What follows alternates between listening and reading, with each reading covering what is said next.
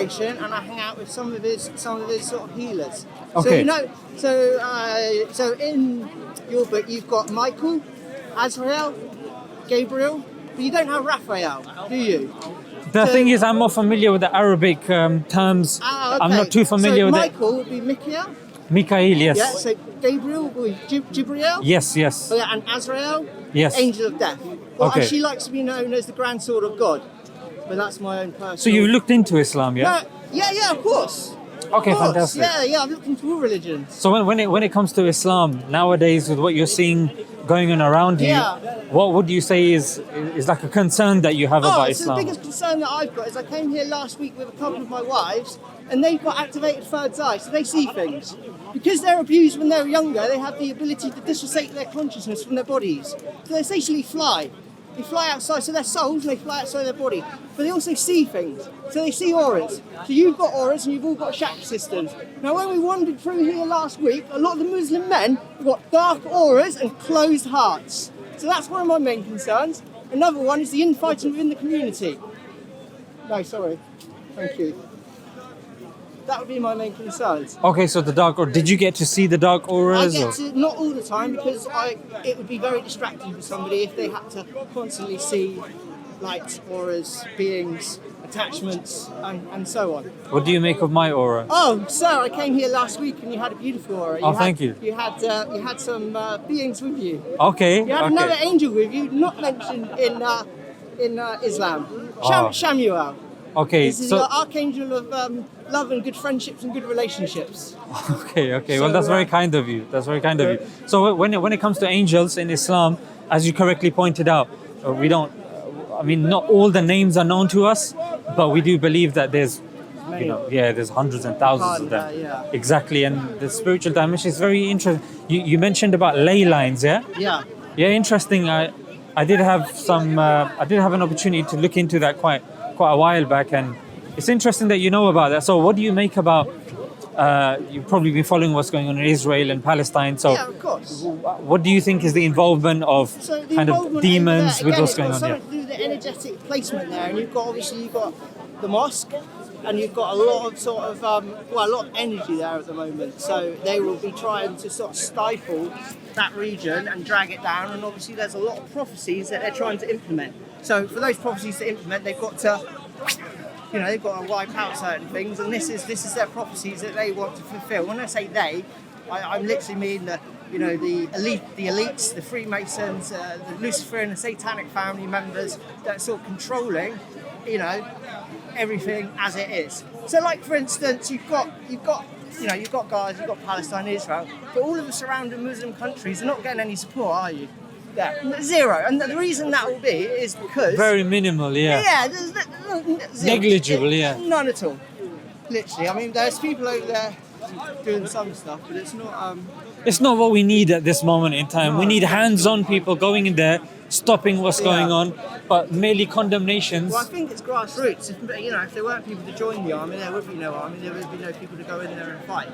And we know inherently that that's not what people are designed for, as they'll go home with traumas that will last them a lifetime. Because we're not designed to be murdering and killing each other. My name's Zishan. What's your name? Zishan, my name's Raphael. Raphael. Oh, I haven't heard that in a while. Yeah. Okay, so Raphael. Okay, interesting. I like that name. Thank you. Maybe because I've got positive connotations when I was young with the Teenage Mutant Ninja Turtles. Oh, and right. Yeah. maybe that, I mean, who knows? And then Yeah. afterwards, there's one of the Musketeers. He's not Yeah. Raphael, is he? No, he's not. Okay. Maybe one of the, is he a saint? Saint Raphael? Yeah. Okay. Well, Archangel Raphael. So he's mentioned in the Book of Tobit, which is Catholicism, which goes back to 600 BC, where there's a story about Archangel Raphael and the demon Asmodeus. Right. So you aware of the demons? I mean, King Solomon? King Solomon, we don't believe was a demon. No. Never said he was a demon, but he Yeah. had control of demons. Yeah, he had. Yes. Yeah. That's Yeah. because we call them jinn. So I'm translating in my head as you're saying Jinn that. are different. Yeah. Jinn are different to So demons. we believe King Solomon, Yes, Suleiman, he had control over the jinn and over the live creation. Like he could understand the birds, he could understand the insects, Okay. but also the jinns. We also believe that the jinns are, shaitan, the devil. Yeah. So little devilings, shayateen. So they're like the bad jinns. So there's good jinns Well, and there's bad good and jinns. there's bad, isn't Exactly. there? Depending on how people work with them. But that's essentially, these are the demons that he used to work with, that he used to procure and work with all of these. And there's, how many wives do you procure when you get to heaven? Procure, meaning how many wives Yeah. would I get? Yeah. I guess it depends when I get there. All right, the less I then. just What's be- the least amount of wives you get? To be honest, however many I can kind of handle, you know what I mean? Oh, really? That's what I was told. Here. If I can handle many, I'll take many. Yeah. If I can't, then I don't So, know. how is it? How is it like? In the Quran, what's stated? The amount? There's no authentic narration of a specific amount. I mean, people throw a number about. Okay. Yeah, but I mean, there's no like. And what about the amount of slaves too? I thought it was something like 80,000 slaves and 72 wives. Yeah, so That's the amount of demons that Solomon had. So when it comes to like the exact number, I haven't come across a single authentic narration. But when it comes to what is going to be present in paradise for us, yeah, but I haven't heard that number. It's interesting. You've come across it, Do you yeah? not think that the dark forces here are using religion to basically control, delude, and separate the masses? Oh, for sure. Well, which is exactly what's happening. For sure. So do you not think if we I mean, just- Raphael, look at the fact that people, you ask somebody, an average Joe on the street, Yeah. if you have a camera, point a camera at them and you ask them, what's a man? Yeah. What's a woman? Yeah, well, That person yeah. will be afraid for their job to tell you what a man or a woman Oh no, is. that's easy. Do you see? That's easy. He is to us. Oh yeah. Because we have moral anchorage. Yeah. But to somebody that doesn't have moral anchorage would struggle with that. Yeah. And they would say, it's up to the person. It's up to do what thou wilt.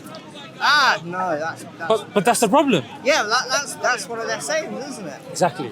That's why they do what they do. They think they can get away So with it. Raphael, what's your understanding and what's your stance on the Prophet Muhammad? So he is a prophet, and that's about as much as I'll claim right now because I don't want to offend anybody. You know what? With me, be frank with me. Reason being, reason being. I don't want to because it's too many cameras, it's too many people. No, and, because look, I've been persecuted my whole life. what you do, just my cover whole life. and just be honest. So- Reason being, I'm flexible in the sense that obviously not somebody You know, just. because of the things that I know, Yeah. there's certain groups, certain families, sectors of society that I can either try to are- possibly respond to them, or do you no, see? they're like they've been. So I need to be careful. But so what? Yeah, that is nice. But it's like he's a prophet. But you and that's you about deem him to be a prophet. a prophet. Do you believe that he received revelation? I believe he received some revelation. Yes. Some revelation. Yes. Okay, fantastic. Are you aware of some of the prophecies that he made, even pertaining to the end of times? Yes, but I'm not. Yeah. I Okay, am. fantastic. But again, this kind of information can be procured by any of the, the black magicians or the very high-ranking Freemasons that who had this information for years and years. So it's not like Let me know what you think about this one. all of it. So this is in I think chapter 111 of the Quran. It's towards the end. We like 111 because this is angel numbers. This is how angels tend to originally communicate with people of religious sort of. So you follow numerology as well, Yeah, yeah? it's not so much numerology. So much. I associate these numbers personally with beings I work with. Okay. So, but do you ever see like number sequences at all? Like, I think you know what it's like. You know when you go to buy a black BMW, suddenly you start noticing a lot of black BMWs. no, I'm thinking more along the lines of like 3 nights in a row you're waking up at 444, and you're like waking up and you're like, oh. No, I anything haven't like seen too that. much of that. No. Okay, well you might do. In fact, I know you will do. So Okay. I'd look out for that in the future. Okay, fantastic. For sure. Okay, well now that you've put it in my the front of my consciousness, Yeah, but so. because I know a bit about cold reading as well. Yeah, I know. Of course. Obviously, your peripherals is going to potentially pick up certain You know what I numbers mean? now. Yeah, but yeah, these yeah. things are going to be outside of what you deem looking outside. Like, yeah, So here's one. yeah. Chapter 111 of the Quran. Okay. There was a prophecy made Yep. that Abu Lahab, one of the uncles of the Prophet, would not accept Islam. Now, naturally, if a person, he was hell bent on disproving the Prophet, on disproving Islam. So all he had to do, Raphael, was just to stand up and say, "What? The Quran says I'm not going to accept Islam. Hear ye, I accept Yeah. Islam." That would not only disprove the Quran, it would disprove the Prophet, and that would cause major issues. However, the author of the Quran knew that number one, he would never accept Islam, and number two, after in the conquest of Makkah, most people accepted Islam anyway. He didn't survive till then. So the author of the Quran also knew that he would not survive till the conquest of Makkah. So this is something that's off the cuff, a prophecy that's in the Quran. We know a historical figure called Abu Lahab existed. We can verify that because the Quran is 1400 years ago. We have manuscripts as well, Topkapi and University of Birmingham, etc., etc. So when it comes to that, we can verify that. And then if you say, what would you say about that, just before I move on? I'd say it's just not important to me. I'd say that I know people that have prophesied things themselves in this time and age, which, like me, I've just prophesied that in the future you will see number sequences and that will be related to angels, and then you go on to receive greater things from them and go on to do greater things. Out of interest, what was the number that you said specifically that I would be seeing? I don't know, but it could be anything from 1111 to 2222 to 4444 to 000 to 1234. So here's now the difference with the prophecy of Abu Lahab.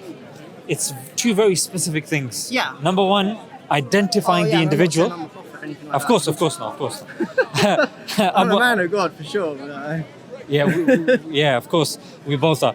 When it comes to Abu Lahab, he was an individual, very specific.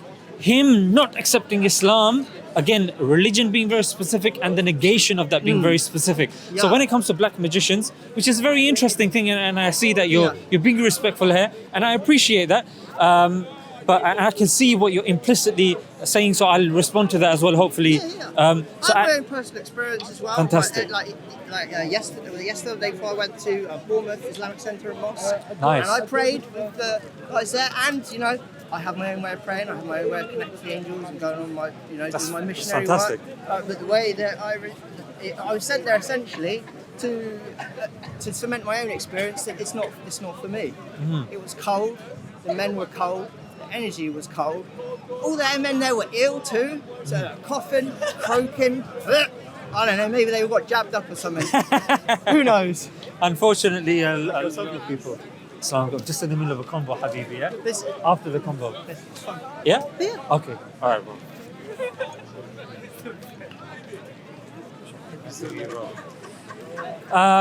So at the time of the Prophet, peace be upon him, of course there were black magicians there as well, people who claimed that they could tell the future. However, no one came with a prophecy similar to that of the Prophet, and no one even came with something similar as well. So the claim of another black magician could do it, it's very interesting. However, if that was the case, we would be seeing parallels with the Prophet, peace be upon him, and also people that wanted to bring him down as well. For example, in the Quran, this prophecy is there as well. It's in chapter 30, verse 2. Yeah, 30, verse 2, if I'm not mistaken. So the Romans were losing very badly to the Persians. Yeah, like really badly. They lost Constantinople, Egypt. Heraclius was literally brought to his knees. At that time, Raphael, Prophet peace be upon him, prophesied between 6 to 9 years, the Romans will actually beat the Persians. Now here's what's interesting. Now one thing that you probably have read about Nostradamus and the I Ching, and would these not be prophecies that they wanted to enact themselves if they were black magicians or Freemasons using religions and religious tech to control the masses? not necessarily, because I'll tell you why. Because well, that's my part of my belief. So okay, let me just understand this. So irrespective of the intricacies of the book, I'm not really interested. To be honest, I'm not interested. We could do the same with all of the texts. And I've been there. I've read the Tanakh, the Old Testament, same thing. But I've been there, done it. I've looked into religion. I've been there a long, long time. I mean, I'm up here for very specific reasons. But that's very interesting, because with this prophecy, because I've read the prophecies as well. Yeah. And the only reason, because I know I've got you off the cuff, I didn't want to obviously take too much of your time, but the reason why I quoted this was it ticked a lot of boxes, and I'll tell you why and what makes it unique. I haven't seen a prophecy like this in the Old Testament, the New Testament, or the Vedas. And the reason what makes it special is, number one, it's time specific. 6 to 9 years, it's time specific. Number two, it's not generic. It's about a specific group of people at a specific group, at a specific time. And also, Raphael, what happens is, should we just move there? Let's just move down.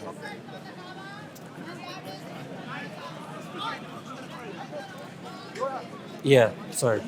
So, and another beautiful thing with this is, when it comes to religious or religion, sometimes what they tend to do is they use circular arguments.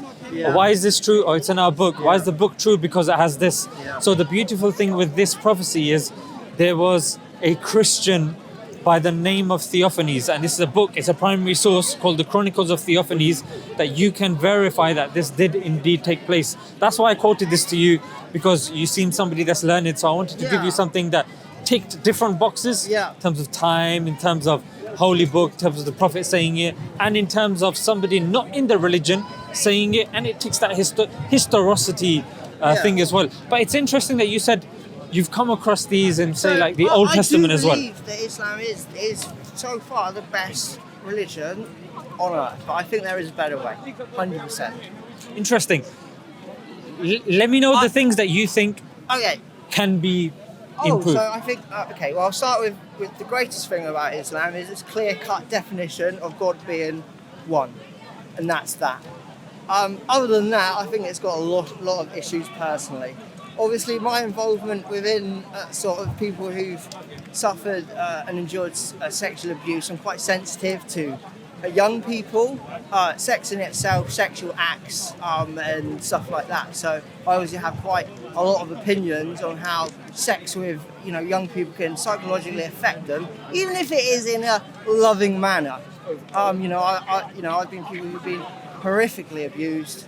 So much so that it's taken years and years and years of them to overcome their abuse. So I'm well aware of how these things are, and I'm aware of how those here use people and sexual energy and children, because of the purity, to take that energy, to harness it within the ley lines, to spread it out throughout the consciousness, and that's why we're in this dark, deep, fear-degraded consciousness, which is why the planet's in this. You know what was interesting about what you said? You said you went to the Assalamu alaikum. You said you went to the mosque. Yeah. So I just want to kind of unpack that experience, because that links to like a few other things that you've said, because it's fascinating. And I have been everywhere. I've been to Egypt. I've been to Mount Sinai. I've been to Florida. I've been Vatican. So I've been to. How was the energy in the Vatican? Horrible. Absolutely disgusting, as you can probably imagine. So yeah, horrific. So when it comes to the mosque, you said you saw old people there. Yeah, no, I'm not saying the mosque was horrific or anything like that. But look, I'm sensitive to energy. And people. Look, so even. Don't worry. Look, with me, you can be open, as you can probably tell from our conversation. I'm not going to take anything personally. I got a very thick skin, I've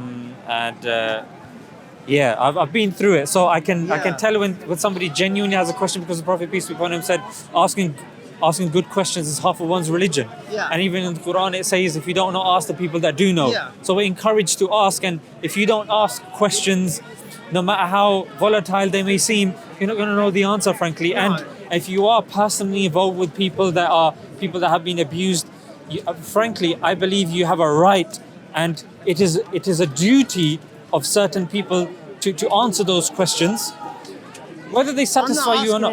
I understand. I don't want to pressure these subjects. Not now anyway. Maybe next week or the week after, but not today. Yeah. But there are certain things that you've said that I respect. You know what?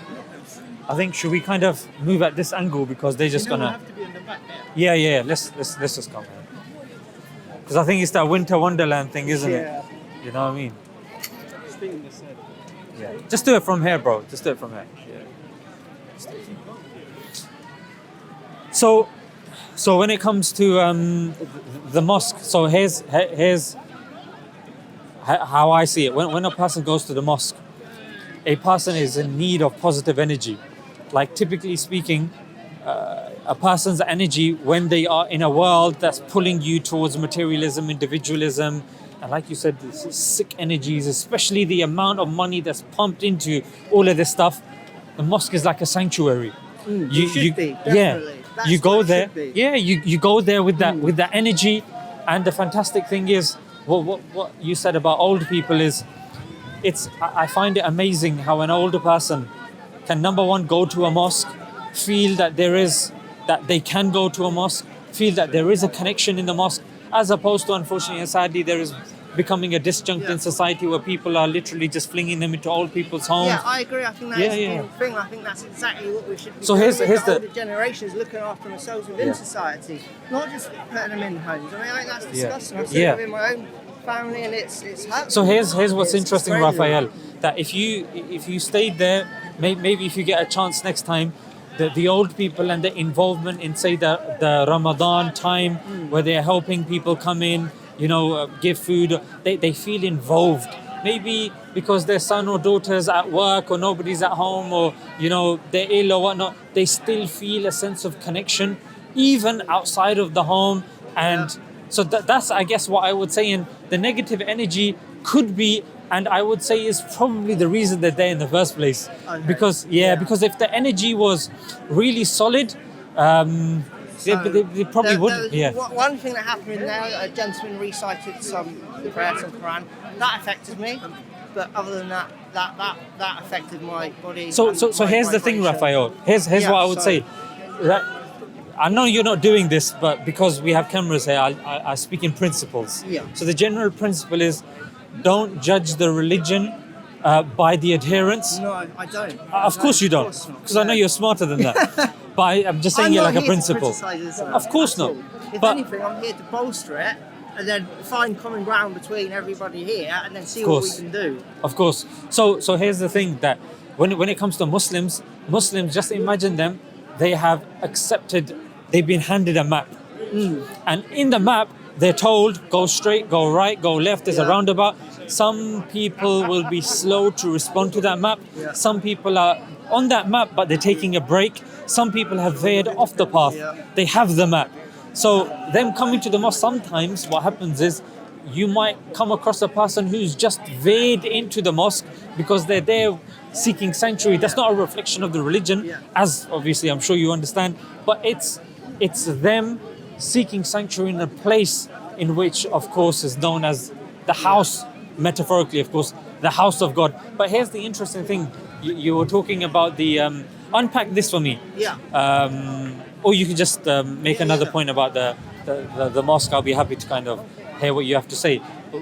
When it comes to abuse and stuff like that, tell me more about that. Like, what were you saying? Like, have you seen it in religious figures that have been involved in abuse? Well, go ahead.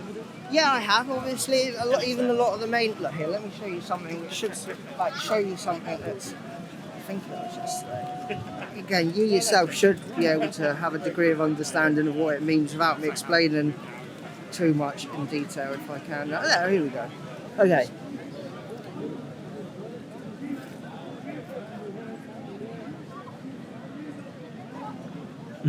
Okay.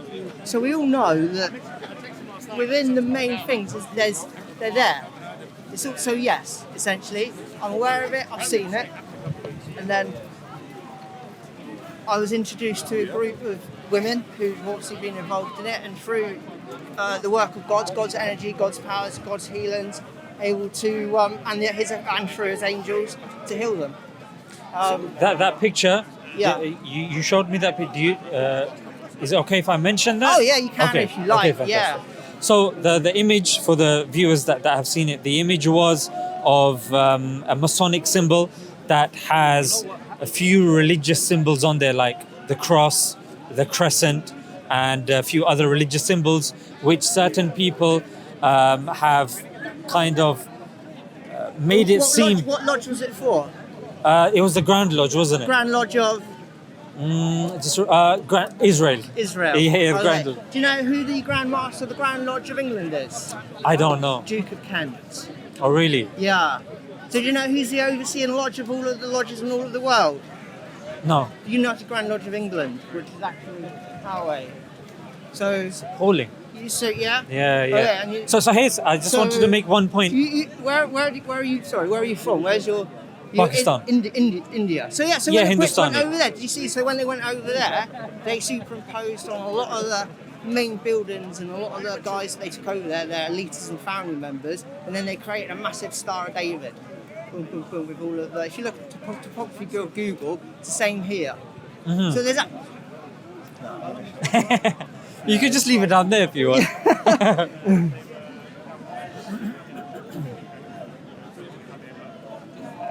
So even here in the UK, so you're aware of, so actually while I'm looking at this, how do you feel about the royal family? And do you feel that they rule by divine right? No. Oh, okay. Say no more. Also, greeting as well. Do you know how Muhammad and in his community, is it Ummah? The Ummah, yeah. Ummah. Do you know how he used to greet his brothers? The Prophet Muhammad. Yeah, his greeting, how he used to, and they still do it today in the West Bank. Assalamu alaikum. No, physical greeting. Yeah, it was just a handshake. No. Some No. say two, You some say read one. Karen Armstrong's books, don't you? Yeah, I'm so she familiar with mentions that. it in there. What she mentioned? Well, it's a picture as well. Okay, How they greet. So they held hands and then they kiss each other's hands. okay. So, Because the Yeah. thing with Karen Armstrong is she pays heavy influence on historical documents.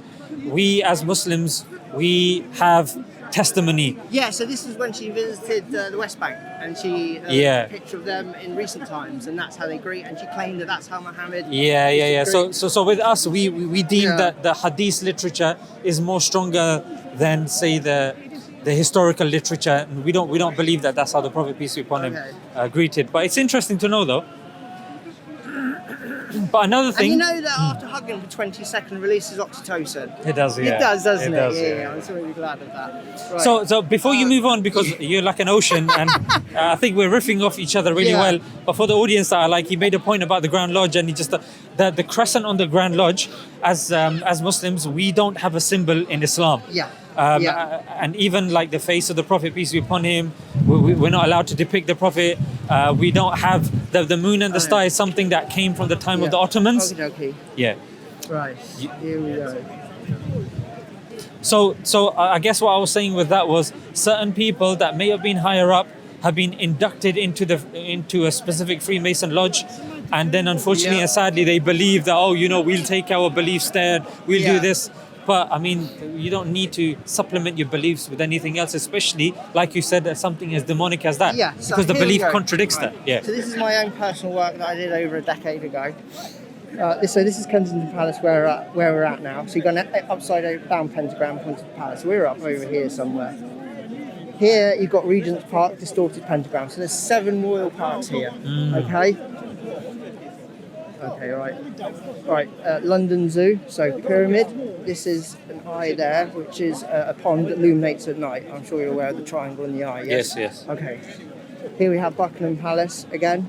Triangle. Yeah. Okay. Here we got Hampton Court Palace. That's same probably thing the again. clearest one. Okay. Yeah. That's a clear one. Now the next one is what we've got is the last. Now this is what I call the probably for you guys probably homage to Satan. So let's just go through them quick. So there's 7 parts: pentagram, eye, pyramid eye, pyramid eye, pyramid eye, and then that's the largest royal park, which is Richmond Park, which if I can get it, That's Richmond Park. that's Richmond Park, bud. Wow. That's not what you think it is. I know what it is because I deal with these, and also I channel poetry for all the archangels as well, which is on my page. Through meditation, yeah. Yeah, through meditation. This is me. This is all of my work here. So I even talk about dragons. This here. I mean, this is stuff that's got to be way beyond your sort of current consciousness or level of understanding, to be honest. But that's specifically where I speak about the beings here. And again, this goes back to 2013.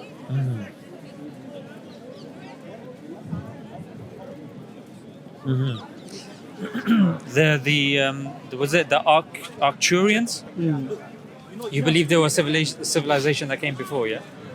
No, that's not what they are.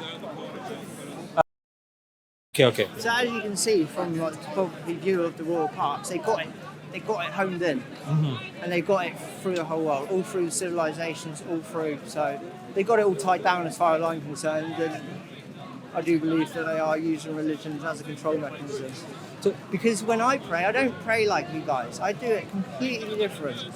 And I can give you like 10 or different techniques that far exceed, your idea of praying. Which, as you know, you know science, surely. Yeah. You know, like, okay, so dimethyltryptamine, the spirit molecule. Say that again. Dimethyltryptamine. Okay. You know what that is, yeah? No, I don't. Okay, No, it's so a chemical. dimethyltryptamine is DMT. It's produced within the lungs, but it goes to the pineal gland, which is your third eye.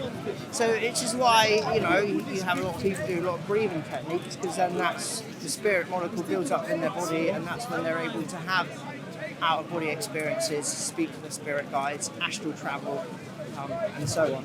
And these are techniques that I don't just use myself.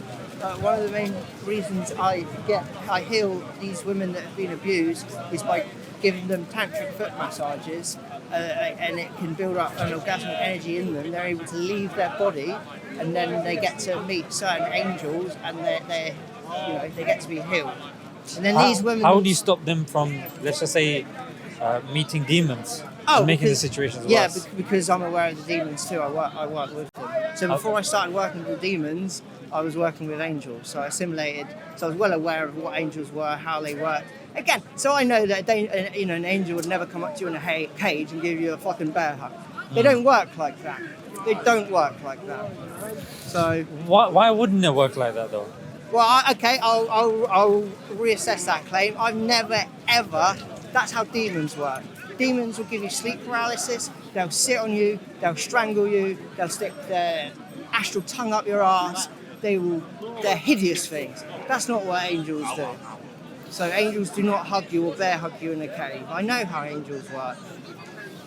Would you know the action of all the angels, especially yeah. Gabriel? Yeah, so I generally for me, I know what Gabriel is to me. I know how I work with all the specific angels. Like my work with Michael specific, my work with Raphael is specific, my work with Ariel specific, and Azrael as well. So it's actually Azrael that taught me all about the fallen demons, and she sent me over to Munich to meet another person who's also a neurosurgeon in Munich, but she's female, and she's at the highest of her field, and she also uses Azrael and energy beings to heal.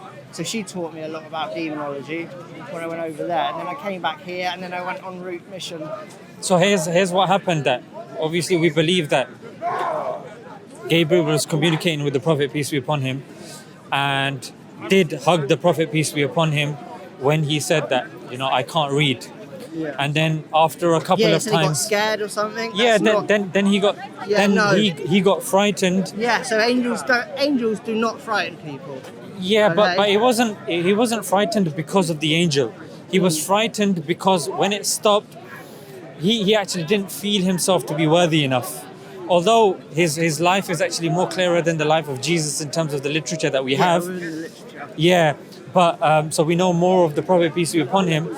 But the Prophet, peace be upon him, he was more kind of like, oh, am I ready for this? Yeah. Am I worthy of this? And then when he rushed to Khadija, his wife, Khadija had a test. Now the authenticity of this is disputed. Regardless, is still reported in the books of Sirah, which is the life of the Prophet, peace be upon him. And she said something along the lines of, look, put your head on my lap.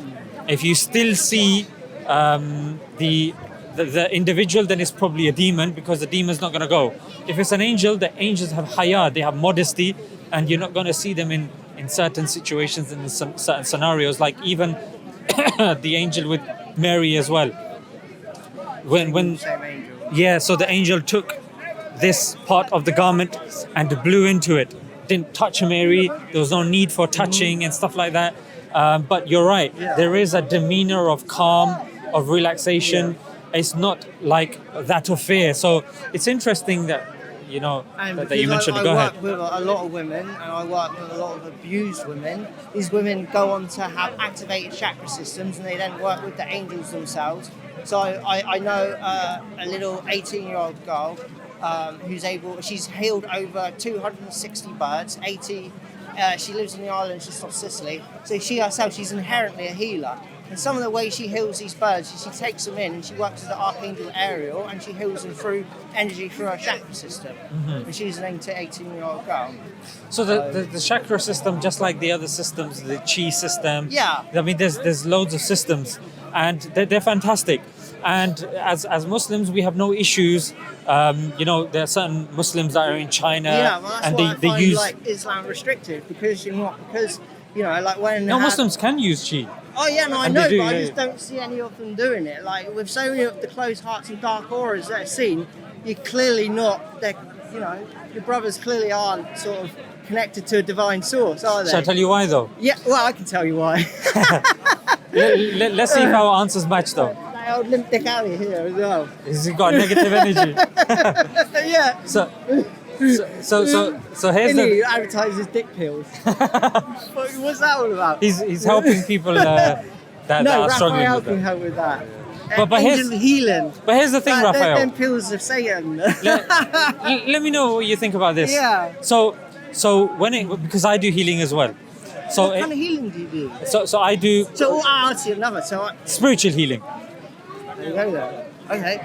I'm listening. I Yeah, am listening. yeah, that's what- I'm listening. So with Yeah. with the spiritual healing, while some people will use chi, which again is effective, you have certain Hindu monks and Buddhist monks. They also Yeah. use spirituality. They also use, like you said, the third eye, the pineal gland, etc., etc.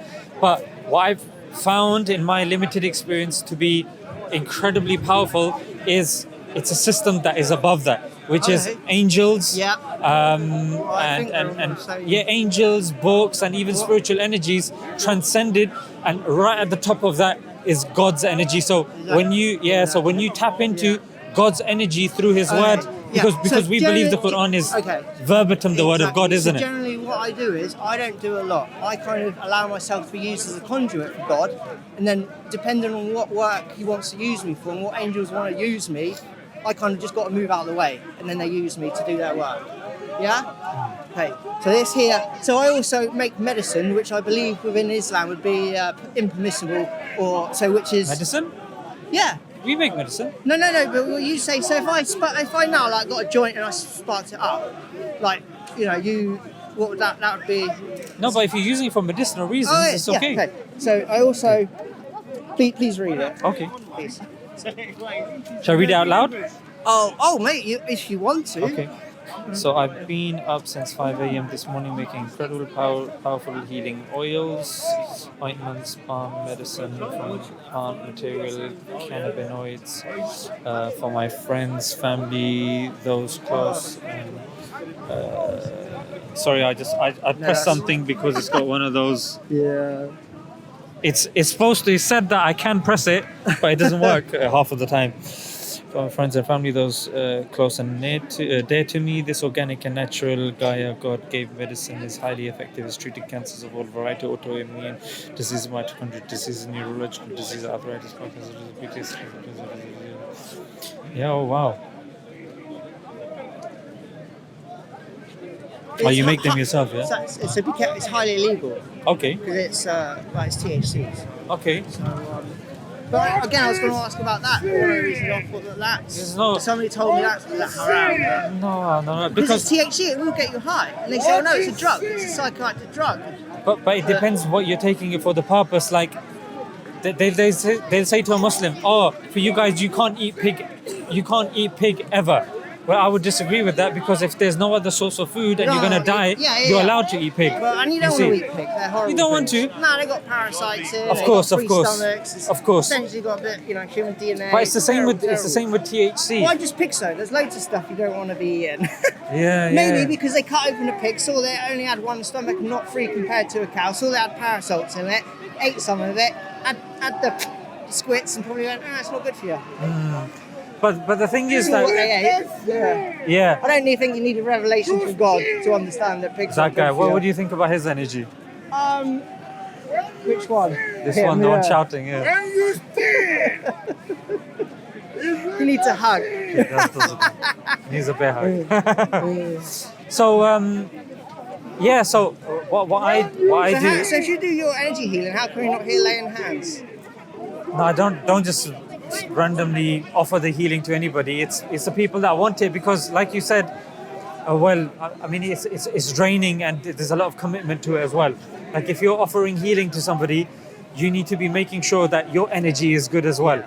Yeah, and that energy is, Yeah. reliant upon actions, and actions are reliant upon choices, and choices are reliant upon our mental energy, and it's very draining. Yeah. So if I'm doing that, I need to make sure that I've done my kind of homework as it is, and make sure that I'm at a place that I can provide good, positive energy and vibrations through the Book of Allah. So when I'll do that, obviously it's not easy. So I wouldn't just offer it willy-nilly, and I would do that to obviously the people close to us, because there's always ways that you can grow, and sometimes you feel that Yeah. you know what, It was kind of being rhetorical. I know why you're here. you know what I mean. I know why you're here. So when it comes to that sort of stuff, it's like yourself. Like we came and we shared so many fantastic ideas, and hopefully the people watching us having a fantastic conversation, they can also pick up certain things, and at a time of darkness. Nobody here is interested in truth, are they? That's They're the just thing. interested in shouting at each other and trying to get there. They're not here doing God's work. They're not. None of them are connected to angels. So it's like I don't want this. I don't think anybody I wants don't want that. this. That's why you got people My walking wives past. don't want this. You know what I mean? They don't want none of it. And they're angels. So if angels are walking through here and telling you they don't want none of this, what does that tell you about Islam? So no, those are Christians, by the way. That's the Christian corner. The Islamic corner is there. Let me tell you one thing, Raphael, and this is what I say. And I had this conversation a couple of weeks ago. I said you've got certain people coming here that insult the Prophet, peace be upon him. Yeah. I said to him, as a Christian, would you go and tell him to stop doing it? And he said, no, not really, and this and that. And I said, look, I'm giving you my word, camera, this and that. If there was somebody here insulting Jesus, if it was Ali, if it was Muhammad Hijab, if it was Mansoor, Hashim, I would go to them and I would say, bro, stop this. Yeah. This is not the way to do See, it. again, like you said, you're thick-skinned. Why can't we all be so thick-skinned that it doesn't matter whose prophet we insult? Is it No, but- can we really be that offended? But here's Can the we thing. not just put it down to the other person's sort of hurt and You can, insecurities? but that's what we do here anyway. Like that person, Victor, as when you leave and you hear what he's saying, that's literally what he's going to be saying about the Prophet. It's literally a stream of insults. It's like he's been paid to literally come and incite people. And that's the issue, Raphael, because when you incite people, you create a barrier, and then to spiritually interface with them becomes difficult because that barrier goes up. Yeah, well, that's Do you it. see? That's why my advice to them would be, you know what, disagree as much as you want. Raise the issues as much as you want. Insults, the conversation can progress further without insults. That's all I say. So that's my prerogative, and that's why I say it's not beneficial for me to insult. For example, even if you said that, you know what, I believe this, even however absurd it is, I'll still give you that decorum. I don't mind. It's my life. It's what I live. You know what I mean? So if you believe, if someone, Steve comes here, say I believe in the banana god, I can insult it, but like you said, it means something to him. Yeah. So for me to say, that banana god, he's extra high in potassium, mate. Yeah. Seeing him, it's like this. Why is he shaped like a knob or this? You know what I mean? So that sort of stuff wouldn't be helpful. It would actually hurt him. And now, if I want to spiritually heal him or speak or interface with them, it's not going to work. There's no point. So it's not like, would God want me to do that? Of course not. You know what I mean? So you mentioned one thing, Raphael, which was the energy that you felt when you had the recitation of the Quran. Yes. Yeah. Yeah. Do that more, and then let me know what you feel. Okay. Like, even on YouTube, type in Quran recitation, put it on. Even if you fall asleep, let me know the vibrations that you feel. Let me know the energy that you feel. Beautiful. And because honestly, like I'm a young guy. I'm a YouTuber. I make YouTube videos, and so alhamdulillah, things are all right. It's Sunday. I should really be at home, just chilling, Netflix, and but the thing is, Raphael, I have used my life experience, and I genuinely can say, and that's why I come even to Speaker's Corner, because I believe that even if you put it against historicity, even if you put it against logic, even if you put it against prophecies, the Quran, as you said as well, in terms of strength, the Quran is head and shoulders above the rest. Why? Because the claim that we make even as Muslims, and I believe this as well, that if loads of people are coming to the park with different beliefs, Raphael, feel free to jump in. I don't want to obviously hog all the time. But if somebody comes in and says, look, believe in this book, if you don't, that you're going to the hellfire, my first question would be, is it the same book that came from God? Yeah. Has it been changed and Yeah. tampered with? If they say it's been changed and tampered with, I say, you know what? That's problematic. Yeah. But the Quran is something that I can, even to an average individual at 11, Yeah. 12, I can show them that how the Quran is preserved, Yeah. that from of all the old ancient holy books, the Quran is the only one that's been mass memorized from children as young as 6. So Raphael, if all the books are burnt, the Yeah. Quran can be reproduced word for word. Yeah. It's in And I Arabic. mean, Yeah, go And ahead. I was go going ahead. to say, and that even if it is a religion that takes over, and then people cement that personal relationship with God, that's going to change the world immensely. Like, because how do you feel about your like Sufism? Sufism and- is definitely Yeah, and that's Sufism. Obviously, just with any other subject, there's distortions that are present. Yeah. But Sufism means spirituality and connection with the divine. Yeah. Like Sufism, zuhud, tazkiyah, purification of the heart. Because the Prophet Yeah. peace be upon him said, there is a piece of meat in the body. If that is pure, then the whole body is pure. If that is corrupt, the whole body becomes corrupt, Yeah. and that is the heart. Yeah. And even the heart, it is very important that we purify the heart by purifying our gaze, purifying our intention, Yeah, purifying ourselves from the spiritual maladies, and that's something that is integral Yeah. part of Islam as well. Yeah. yeah, so I'll just show you one more thing. But while I'm looking for this here, which is in regards to the heart, Yeah. I just wanted to ask you because I was thinking about it on the way down because I didn't bring my Quran. I was going to look through it on the way up here. What demons are mentioned in there? Like what gods? Because is mentioned in there about Elijah overthrowing some of the temples. And are you aware of what temples they were, what gods they're praying to, what they're doing in those temples, and why? So when it comes to certain demons, there are certain demons mentioned in the literature. For example, certain demons that stay in the toilet, certain demons that distract you in prayer. The names off the top of my head, I wouldn't know. But if you really want, I can track them down, and next time we speak, I can bring them up. But yeah, definitely, they are mentioned in the literature, and the hadith, especially the hadith of the Prophet peace be upon him.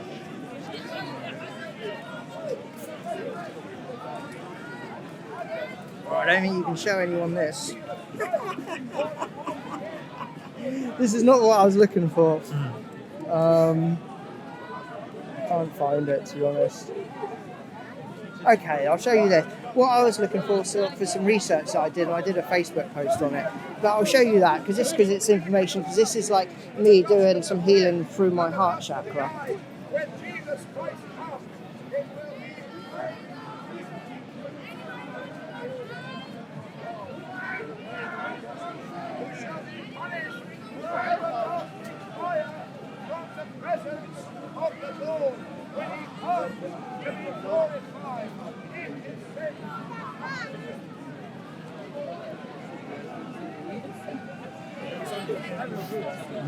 So that's a similar thing that I do, but with much Wow. greater sort of force. And it's not me that does it. I sort of need to move out the way.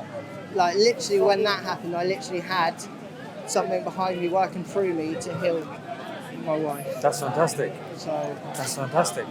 And the healer needs to be healed as well. yeah, And Oh. we need it.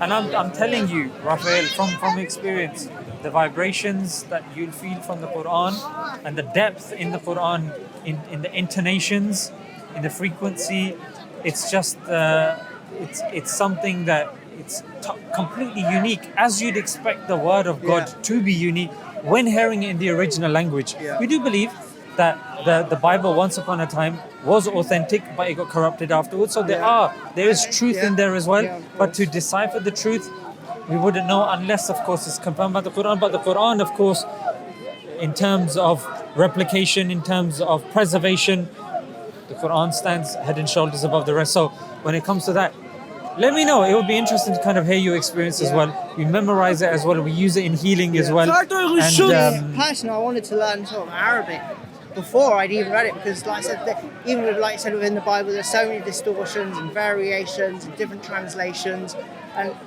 so I think it's best to, like for instance, there's the word there where if you have a disobedient wife, you can strike her, but apparently the word strike is different. So I'm still trying to understand, before I can sort of say, hey, I know that angels don't want you hitting your wife no matter what because I work with them, and I know that when I go to heal somebody.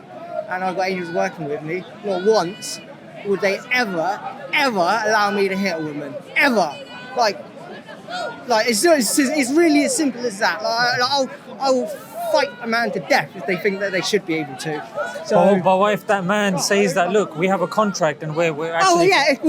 yes. You see? Yes. So circumstantial. So circumstantial, of course. So when I started doing the work, Woman's being abusive to the kids, the police will come and they will physically restrain her, even if they have to harm her. Yeah. So I mean, and again, also within my community down south, I had going back years, did work within the community within abusive families, and there is a disproportionate amount of abuse within certain sects of society. So I'm also aware of that as well.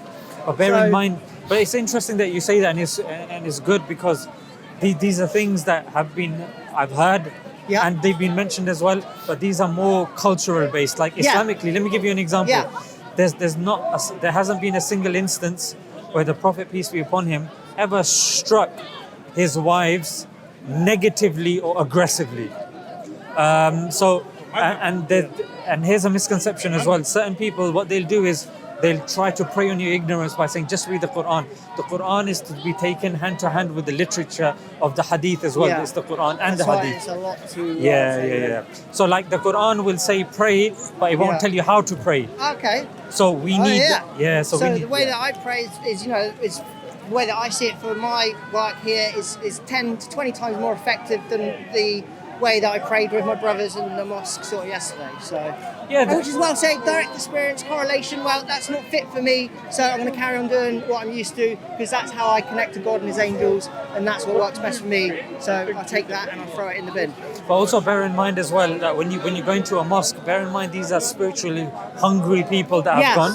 Yeah. And these are people that are in need of healing and of lessons themselves as well. So again, this is what I'm saying. So a lot of the time, they themselves, they need healing. So some of the men I said that I was fully aware they're healing. That was like that's the first thing I noticed with people is what they need healing with, where they need healing, how can I do it, how can I implement it, and so on. So I am aware of that. But I'm also aware that maybe if they found other methods to heal themselves, like even through calming of the mind and meditation, salt baths, sun gazing, bare feet, all of these things have an immediate effect on the body and its physiology. They do indeed, yeah. So and I think it's a bit too restrictive. No, but so if you you know what, Raphael, a few things that you're saying, I think genuinely you've been misinformed, because some of the most interested in herbal medicine and these treatments that you've said, most of what you've said is what I'm familiar with. That I've kind that's of what looked you are, but this mosque I went to yesterday where all the men were ill,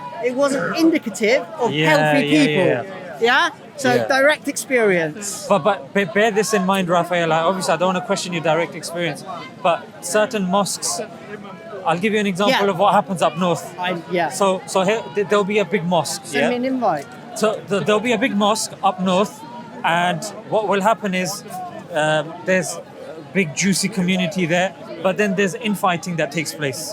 Yeah, you've got certain people, you've got the Pakistanis, you've got the Bangladeshis, then a certain group will say, you know what, we don't feel that we're being heard here, then they will break off and they will make another mosque. Now that mosque will then receive money from people that have been using interest, that are not paying attention. Raphael, you can't expect people of substance to be going to those mosques. I'll give you an example. They say that back in the days, one scholar said this, back in the days the mosques were unbaked. So the people that emerged from those mosques were baked. But I know a few sanctuaries. Let me finish this. I work with healers that have got sanctuaries. Go ahead. So I know what it's like to be in beautiful energy. So I know the difference. And obviously I travel ley line. So I've done the St. Michael ley line as well. I've done Michael's Mount. I've done with my... So. But it's interesting what you're saying, because another thing that I would argue also is, when, for example, you're in the hustle and the bustle of London, a person that spent there, if a person, Raphael, has spent most of the time here, or let's just say in Brighton, you spend most of your time at the beach, using your gaze and, looking at things you're not supposed to be looking at and absorbing that negative energy or whatnot, then you suddenly go to the mosque, that spiritual energy is not going to be indicative. It's not going to come to you straight away. It's going to require a lot of time for you to shed that negative energy and for it to be replaced with positive energy. And in mosques, that is the place of angels as well. So if you stay there long enough, you will see the angels. You will see. And try it, because the thing is, maybe you just caught it at a bad day, or maybe... I know the reasons I went there. Yeah.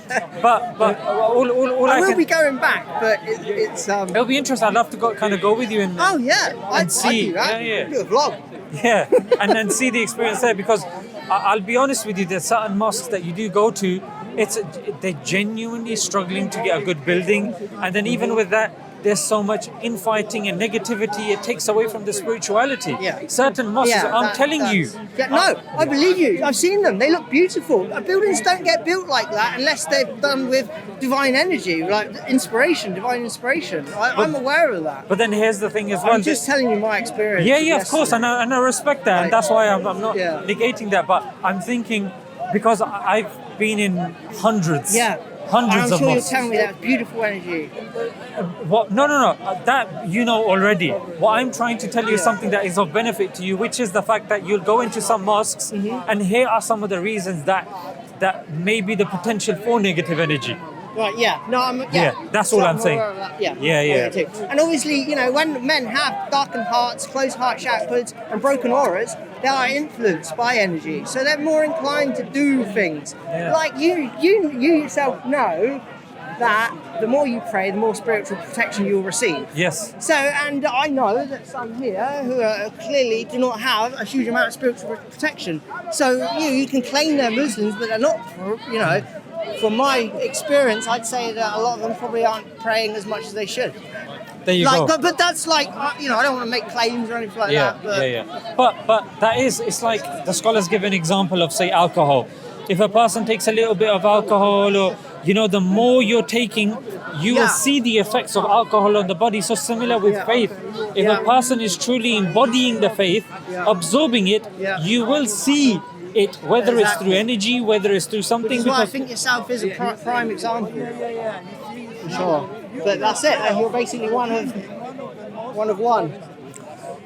Well, I'll take that compliment, but that's the thing, Raphael. What we see is, firstly, I appreciate the compliment, but I think obviously there's always room for improvement. There's always, people that you can absorb and improve yourself and make yourself better and help and assist other people. That's the primary reason that we're here. Because I'm going to be honest, certain people, they have no faith whatsoever. Yeah.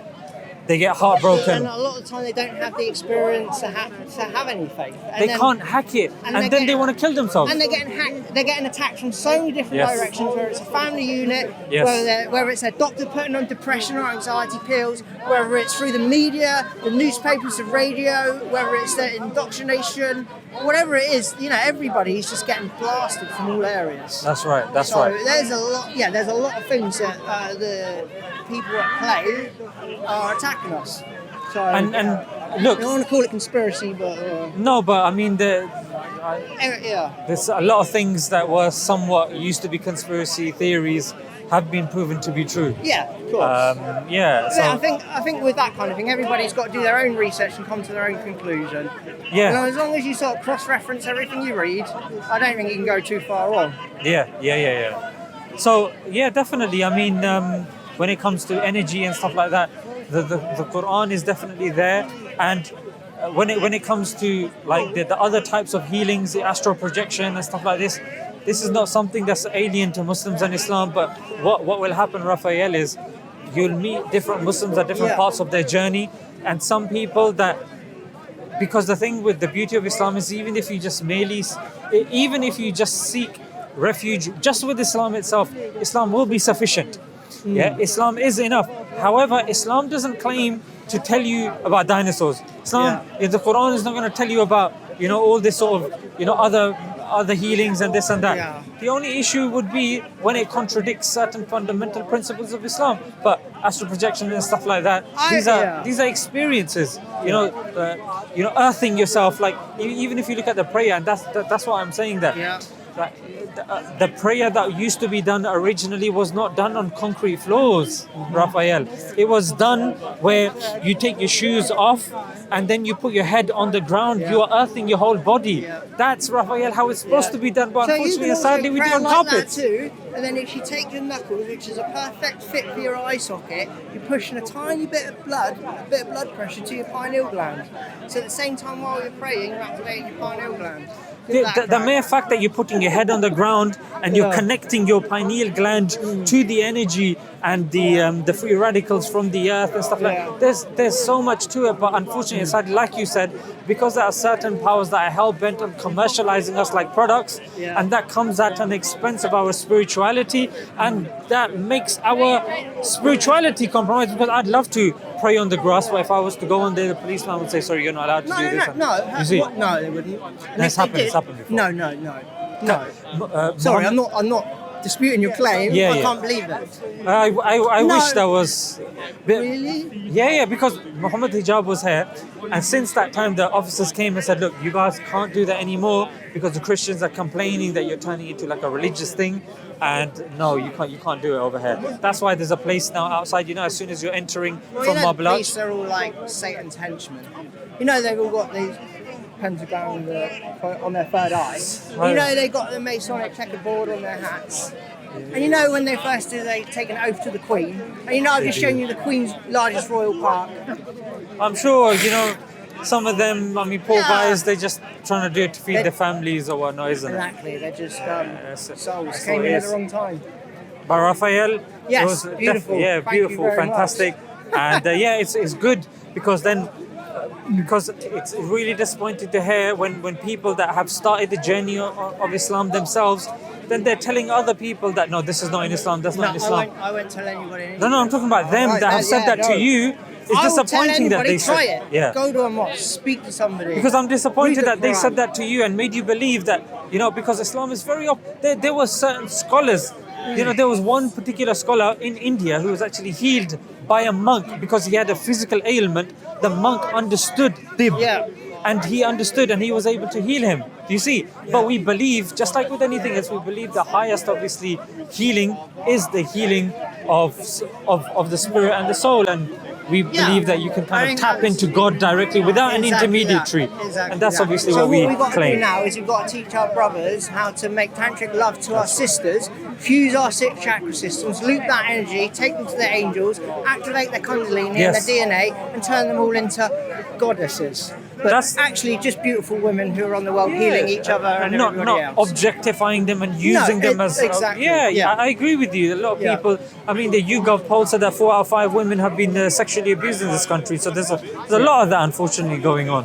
So we have that responsibility to kind of, number one, perfect our own energy, so we're in a position to kind of help the energies as well. Raphael, Thank you very much. pleasure was Ishan. mine, my friend. Nah, all mine. Take care.